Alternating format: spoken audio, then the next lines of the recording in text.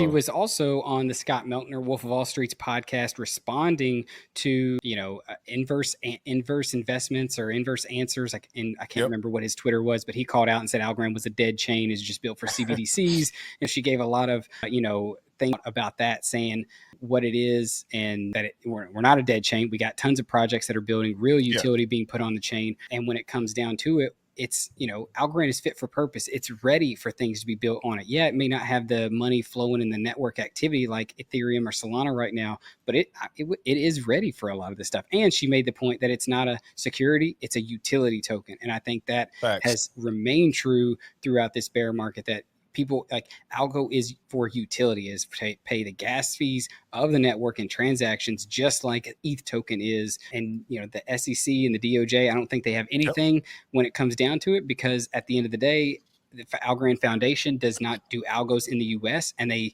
are a company that is put in Singapore, right? It's not based in the US, so they don't have any, in my opinion, jurisdiction. Now, hopefully that stands and we don't see, she mentioned it as, it's kind of like a drive-by, right? You go to get Bittrex and you just fire some bullets and hit Algorand, hit ADA. Let's hope that we don't see a more direct attack from the DOJ to Algorand, because if that were to happen, then I literally would probably drop all my algo just because I fear the FUD that would come.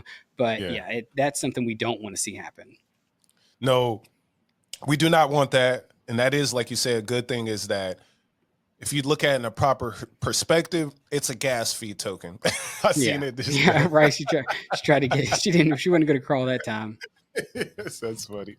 But I see, Algorand for me is still a gas token, a network token, and looking at the euro, all these things. I just feel like the youth doesn't really truly have a problem with Algorand. It's one of those things like we're not even looking at y'all because we're worried about Bitcoin.